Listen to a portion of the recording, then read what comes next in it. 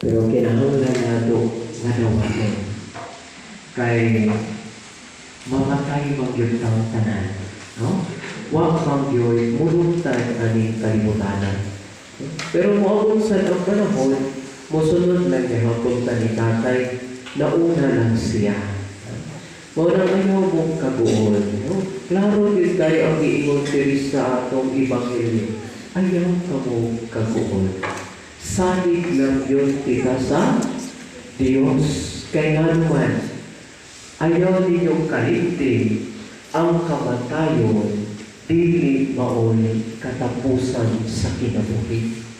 Tinuod katapusan sa kinabuhi diri sa kalibutan, pero maupunay sinugdanan sa kinabuhing walay katapusan. Mao na nga digit siya angay kabulan. Ug di pun angay kahadlukan. Kaya naman, kung mamatay magyud ang tanan, no? Wa magyud exempted. Mao bitaw nag-istorya nilang Father dito kay updated man kay si Father Nat sa balita sa gawa sa nasod. No, nanay World War III. Nana si Father Nat. Wala, World War III na ini. Ingo sa Father ko, mas maayos at itawin o magubat na para mamatay lang ng panlungon ng mga tao. Tinsa na may andam ng mamatay din. Wala pa po. Pero bitaw, no, kinana kita siya. Nung mamatay din ang tanan. Ang kamatayon mga kaigsunan, di kita angay kahadlukan o di po angay kagulaan. Kaya naman, kanindot sa mamatay ta. Kaya mga pahulay na ta. Kaya na may gusto na mga pahulay diri. Wala pa po niya. Pero bitaw, ang kamatayon, maugi na tinuod na pahulay. Kaya once na mamatay na ta, wa naging pag-antos at sa langit mo sa ingon sa Ginoo ayaw mo kabuol pinag-antan siya o lawang alam kanato walang ayaw mo kabalaka pero angay lang tang mag-uol masubok o magminatay kung ang atong igsuo na matay dili andam kaya nga naman kung kita mamatay na andam kalipay nga way katapusan atong matagamtaman sa langit. Pero kung dili punta andam ng pag-antos po nga walay katapusan sa impyerno. Kinsa na may andam ng mamatay diri, wala pa, paminaw din mo nato, no? Kaya nga naman, mao ni importante kay natong buhaton. Kasi pagkatinuod na, kami gali sa seminaryo, wala na pinangantoy kaas na kinabuhian. No? Kaya nga, pag mamatay ka, uban na nato ang Ginoo sa langit, pagkaanin doon. Mga sa ako sa kinabuhi sa seminaryo, dili na pinagdahan, wala na pinangantoy ko ako pag 50 no? Mas nindot man yung makapahulay na ta. Pero, mga lagi na ko kay Lord, ganun sa akong kunin mong papahulayan, Lord, imamabot siya na, ayaw sa, kaya daghan pang nanginahanglan. Amen. Kung mas nindot sa sigurong mauna, ay hangin. Wala na ba yung minsan yung mauna ay kamatay? So, wala na ba yung mga nisunod sa seminaryo karon? Pero ikaw, mga challenge na ito mga kaisunan. Ang kamatayon ni tatay at panginugtong din nato na magandang din kanunay. Kaya ang kamatayon moabot na dita kabalo anytime. Bisan pag-usapon natong ampi, bisan pag-magdahit-dahit na di natamukaon o ledsyon o unsa na pag-uras na nato, pag-gaawas na patay hapon. Namabitaw ni Father Nice na mukhaon sa dili, mamatay mo ni hapon. Kaon na na, may nang mamatay tang buso. No? Mga na ayaw na mo ayaw mo kaguhol o kabalaka ng mga butang ang angay natong buhaton pangandaman. Amen. Karon sa pagpanganda mga kaisunan, dunay 5 kabutang nga atong buhaton. Ayaw din ninyo kalimti, ilugagan, dilaghan na nilako. Kaya nga naman, para kompleto, unsa man ang una, kung atong mabantayan sa mga ebanghelyo sa Ginoo, sa dihang nag-ayos siya na masakiton, kung sa iyang giingon sa katapusan. Ang imong pagtuo mao'y nagluwas kanimo. Amen. Ayaw ninyo kalimti. Pinakauna gina siyang requirement para sa atong kaluwasan ang pagtuo. Pagtuo sa Diyos, dili sa tuo-tuo. No, kaya naman, kanina bang mamatay, daghang kain mga tuo-tuo. No, dili mayong maligo. Ako na, si Brad, maligo na ba kasi? Murag pa po siguro. No? Daghang kain tuo, di man pwedeng manilhig. No, dili pwedeng mag-utang o kamungkay. Kaya harusot ko no, mamatay ka lang. Panakaon pa ka. Ya, dili niya na maayo. No? Sanak ka na siya against first commandment. Muna number 1 na requirement pagtuo, pero dili sa mga tuo-tuo mo nagsugod kayo, pero ayaw na mo tuoan ng tuo-tuo. Uy, may sanak na siya against first commandment. Bisan gani ang kanang pag-ingon o puriya-buya. Isa mo kayo sumayon dari puriya-buya. Kami daghan. No? Ngayon man na dili na maayo ang pag-ingon o purya-buya. Kay kanaman kung pag-ingon mo purya-buya, mituo ka nga ang gaotang espiritu makahimo o kadaot sa imuha. Ngayon nga ka, wapang gini mo, sus purya-buya kay mabuyagan itang ko. Diba? Dako, gid kayo na sayo kay nituo man ka nga gaotang espiritu makahimo sa imo dili maayo. Mo na ang dili maayo may nabot nimo. Kay naa may gamong ang pagtuo. Mo na pagdali mo ayaw imo purya-buya ina praise the Lord. Amen. So tabugan din mo praise the Lord. Ano ba? Kay ayaw na purya-buya kay dili na siya maayo. Hinaot na nasabtan na ninyo. Ayaw na ginawa ng tuuan ng mga tuo-tuo. Kay dili gina siya maayo. Amen. Amen. Kinsay atong tuuhan? Diyos. Ang Diyos ra Diyon. Uguman sa pagtuo para dili pod mapatay ang atong pagtuo. Unsa may sunod natong buhaton? Kinahanglan makikiuli ta sa Ginoo. Kung mituo ta niya, makikiuli ta kaniya. Kinsa may walay sala diri taas ang kamot. O tanan yun, di ba? Natay sala.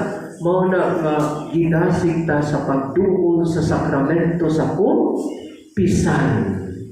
Para ang tanan natong sala mapasaylo. Kay mapariho niya ni tatay. Wala ka pa kumpisan. Wala pa na anointing. Kaya nga naman, wala magtakabalo. Ngayon, anak na yung pangapangita mo. Yan aapoy uban bitaw. Muduol po na mo magpa-anointing ng tinga na. Tingnan po makakumpisan. Dako, gid kaayo na sa'yo. Importante kayo ang pagpangumpisan. Kaya nga naman, mauman ang sakramento na magpasaylo sa atong mga sala. Mauman ng pagpakihiuli sa Ginoo. Manong gidasig kita. Naaman tayo confession. Anytime pwede ninyong i-approach. Maglakaw-lakaw ko diha, magbiyahe-biyahe. Father, 1 minute lang. Basta ayaw lang yun mo pabiling o puyok sa sala. Kaya kung makainugto mo sa Ebanghelyo kagahapon, unsay samputanan sa sala, kamatayon. Ano man ang kamatayon? Impyerno. Mao na gusto ba ninyo ma-impyerno, dili? Dili. Kinsa na may walay sala diri. O daghan na mao na kumpisan lagi po kay ita pag itatatag ang kalusa sa mamatay no? Ako bitaw kada si lagi ko kumpisan oy. Kay may lagi ko magkumpisan has kami lutang mamatay, no? Kaya mo mga kumpisan ba mo ingon ka. Lord, may mamatay na ko ani. Hadi pa mo pwede. Pero bitaw dito yung kayo ng palikyuhan ta kanunay. Human sa pagpangumpisan na ang pakikihuli, unsa may sunod, ikatulad na itong buhaton. Biyaan yun na ito ang sala. Amen. Ang dili maayo pinuhatan. Kaya nga naman, Bisan pag magsigit ang pangumpisan, na anak imong pagtuo, nagsigi kang pangumpisan, sige pa kang kasimba, sige kang kaampo, pero nian lang gihapon kay kang batasan, dali kang masuko, sige lang gihapon panglibang, ayos na kayo. Bisan pag maniguang na tagsinimba na, bisan pag ituog ko sa Ginoo, pero kung ang pinuhatan, wala na usap, useless kayo. Walang iniguman inyong pangumpisan, ayaw sa parang sa isang simana, ayaw na puga magsuko. Ayaw. Mas nindot mo po nga atong panikamutan nga likayan din nato ang dili maayo buhay. Pero kung mahulog na punta sa sana, kay wakilin mo na puga, nasuko na puga, nakapanglibang na puga, kumpisan na po. Ayaw mo kaulo, kami binaw once a week mangali ni mong kumpisan. Kaya di ba ginamalikan tungod sa atong kahuyang? Na mahugit na sa tentasyon, no? Labi na makita niyo yung asawa nga, ay, bakit naman yung kanso, nakay guwapa si Lina. No? Ngita na na yung kasain, na, tapo kayo lang sa, muli kumpisan na to, pero pag magkumpisan na ka, ayaw na paumipon sa iyong kailikon. Maurang ihapon, mag-umpisa na ka, guwapa, ganyan ako si Lina, no? Ayaw na, no? Ito na lang, sus, mas guwapa, ganyan ako asawa, bisan bakit ng kanso. Ayaw mo kay tulog, ya, kabo ang itambag ni St. Paul na to. Kung sa tutulong ang itambag ni St. Paul, una, ayaw mo paulipon sa sala. Ayaw mo pahalita ang sala sa inyong kasukasin. Ikaduha, ayaw mo padala sa inyong kailigon. No? Isa ka asawa, okay na. Kung mamuyang mo isa na, ayaw daghana. Kaya hindi na maayo. Mao na nga di na magpaulipon sa atong kailigon. No? Dili raman kundi sa kailigon nato sa mga katahon o kaanyag sa atong silingan. Kailigon po sa tanang mga butang. No? Lanindot na nila. Awaton tayo ni mo atin. Di na maayo. No? Sa bisyo. So, kagahapon sa itong pagbasa Ebanghelyo gahapon, ingon yun ang Ginoo nga ang iyahang sulugoon nga maabtan niya igbalik nga sige nagkaon inom og hubog-hubog iyang yung tagot-taguron napatay. Ayaw din taon mo paghubog-hubog, ayaw palhabi o inom kay tagot-taguron yung tas Ginoo inig-abot niya. Mao nang paningkamutan nato human sa kumpisan, likayan na nato ang dili maayong buhat. Amen. Amen. Pagkamaya ng inyong ulit, ay, ang uban maglisod pa. Pero basta, ayaw kita ninyong kaligtin. Para di ta maalaot na ikatulo na, ikaupat, unsa man ikaupat. Ang paghimo o maayo sa atong isig katawa. Ayaw ninyong kaligtin. Unsay ingon diri sa atong unang pagbasa, human sa kamatayon kita moatubang sa hukmanan o pagkahusayon kita. Ayaw gininyo kalimtin kita pagahugman sa atong mga binuhatan. Mao na bahala kung sa nakabadlungon ninyong silingan, anak, ug bana ug asawa, ayaw na gyud kasuko. Amen. Amen. Okay, kung masuko ka, di yun na sa imong anak, sa imong bana nga nasuko ka, sa yun na nimo nga nasuko ka. Ikaw diyo'y malubag anak sa Ginoo. Kinsa na ba dili nakabalong nasuko diri? Wala pa yung pataas. Mao din na nahangtod karon nagbukod paghihapon yung mga tao. Kay sige na gihapon kasuko. Mao na likayan na nato ang dili maayong buhat, maghimo na ta maayo. Nahimo na ba na ninyo katawang gihumili sa inyo nga kung ang inyong bana panahubog, higugmaon. Amen. Kaluyan. Amen. Amen. Nahimo na inyo, wala pa. Himo na. Wala pa. Maglisod pa tali. Nung mga nasugod karon, ipakita na nato ang kaayo ng gugma. Ayaw kasakit, ayaw kawayan. Higugma. Amen? Amen. Kung sa katapusan, para di ka madugay kayo, ikalima na ni ang pag-ampo.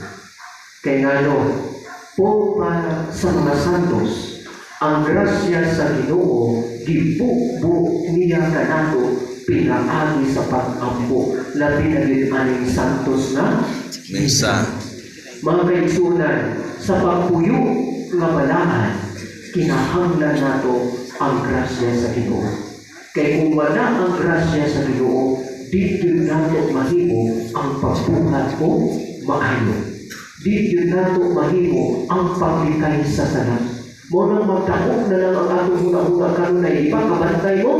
Muingon kang musimba lagi mo kada Domingo kay dako kay sala ang dili pagsimba og Domingo. Pag-abot sa Domingo ay busy man dagang trabaho di na lang sa musimba karon. Mo na magdakop na lang ta sa hunang-huna. Kung kita lang sa ako kaugalingon, pero pag naa ang grasya sa Ginoo, mahimong yun na nato kay kabalungo mo ano, God will make a way. Pili yung taniya, pasakan. Basta maningkamon ta sa pagkamatinuan nato kaniya, sa pagsulod kaniya, himuon kaniya, bataan.